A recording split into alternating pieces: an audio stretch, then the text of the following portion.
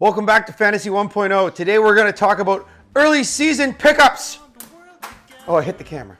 I'm sorry. Such a bad person. And yield for the apocalypse, yeah. It's the apocalypse, yeah. All right, so let's see what's out there for you. So I took a look. This is just a little glimpse. I took 6 hitters just for you to look up and keep an eye on and see what you think. All these guys are owned in less than 50% of Yahoo leagues, and they could probably help you in some categories that you're maybe not doing so well in. Starting off with Delino Deshields. He was on a lot of my teams. He's on a lot of my DLs. He's not on everybody's DL. He's doing rehab right now in the minors, so he should be back in the next couple of days. He should be back at the top of the Rangers roster, albeit not a great roster or batting lineup, but he'll be batting leadoff, so expect some steals out of him. He's only owned at 45% of leagues, so take a look. If he's out there and you need steals, pick him up. The resurgence of Matt Kemp continues and the decline of Jock Peterson continues. So Matt Kemp seems to have a regular gig in the outfield in Los Angeles. He's doing pretty well.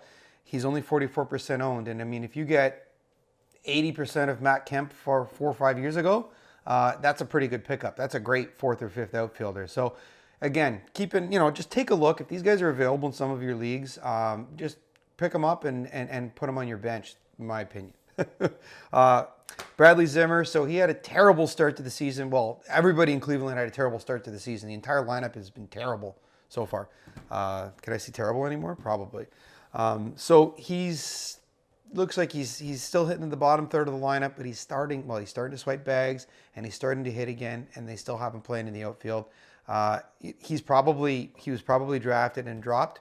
He's available he's only on 38% of teams right now. So again, take a look. If you're looking for steals, pick him up. Another guy, if you're looking for steals, hopefully you're looking for steals for this episode, but Malik Smith. So Kiermaier is out for the foreseeable future. He is on the 60-day DL. From my understanding, Smith is going to be more or less the regular center fielder. I don't see why they're not moving him up to batting leadoff, but I see that happening soon. They need something to jumpstart that Tampa Bay offense. So keep an eye out for him.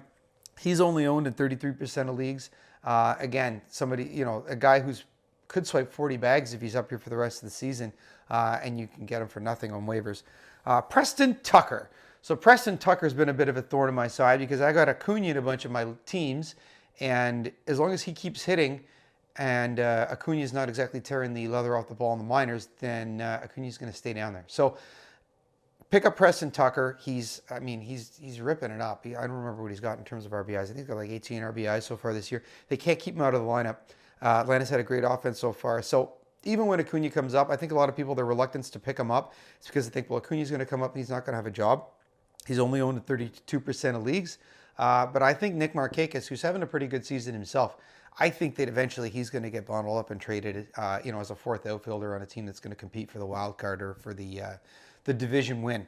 Last guy, close to my heart. I like him as a Jays fan, but Teoscar Hernandez. So he had, if you remember last year, he had 8 home runs in about 30 games, late season call up. He looked amazing. He got sent down. Randall Grichuk hasn't done much, so Teoscar is up and here to stay. He got called up because Kendrys Morales went on the DL. Kendrys is back off the DL, and Teoscar's still up here with the team. He's going to get regular playing time. They had him batting second right off the bat. He's done nothing but hit. He's owned at 32% of teams. Strong recommendation you pick him up if he's not already grabbed in your league. I probably got him in about half my leagues right now. So moving on to pitchers, one that you're going to think I'm crazy for saying, but Matt Boyd. Pick up Matt Boyd. If you need a 5th or 6th starter and your team is floundering, Matt Boyd is your guy. Preferably in leagues with quality starts because he's not going to get a ton of wins in Detroit. I remember last year, he was brutal last year. I think he was 6-15, but he did something with his delivery or his arm placement on his throws. Either way, his last 3 or 4 starts were really, really solid with Detroit, and all of his 3 or 4 starts of this year have been solid as well. He's not going to get you a huge K per 9. He's not going to get a ton of wins, but ERA and WHIP, he's going to help you. I think he's going to have a solid season. He's 8% owned, so I'm one of the only ones that thinks this, but you heard it from me first. Chris Stratton, he's with the Giants. Another guy's not going to get you a ton of wins, but he's in a great pitcher's park. He's going to help you with ERA and WHIP, and he's had nothing but good starts that are getting better as the season goes on. He's owned 15% of leagues. Again, these guys can help fill out that back end of your rotation.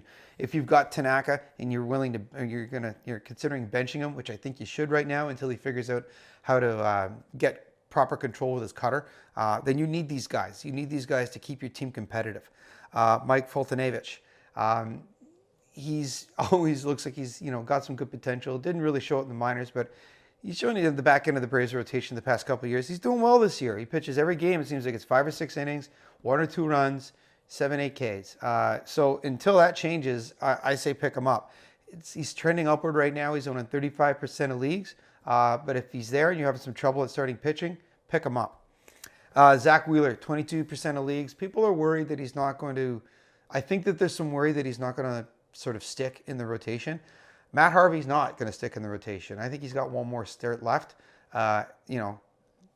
barring and then having him either go down to AAA, honestly, which is I know how mighty or how far the mighty have fallen, or maybe even do a middle relief. But he can't cut it as a starter anymore.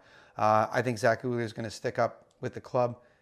Mets look really good this year. They've got a decent bullpen. They've got a good team. So he's on some of my teams too. He's 22% owned. So somebody else you want to take a look at. One of those post-hype guys. I mean, he came up with a bit of fanfare and then sort of fizzled out at getting hurt and everything. Last guy, Jack Flaherty. So 21% owned. St. Louis Cardinals. He throws fire. He was up when Adam Wainwright was hurt. Adam Wainwright's back. On the tail end of his career, but he's back up. So Flaherty went back down. Flaherty was mad. He was mad he got sent down. And he's going to come up. Next injury, he's going to come up and he's going to light it up. So honestly, even if you don't have an NA spot on your team, on your league roster, which most teams don't, if you've got the room, pick him up and put him there because I think he's going to be up within the next month. And if he's up, he's going to be here to stay and he's going to be a strikeout machine. Okay, so there's 6 hitters, 6 pitchers. I want you to take a look at. Don't limit it to them. While you're at it, look around, see who else is out there. But those are 6 guys I want you to take a look at. If you got a problem with any, categories in your roster, these guys can probably help you. Comments below, Twitter, reach out to me. It's below. Feel free to like this video, and I'd be more than happy if you subscribed. I'm out.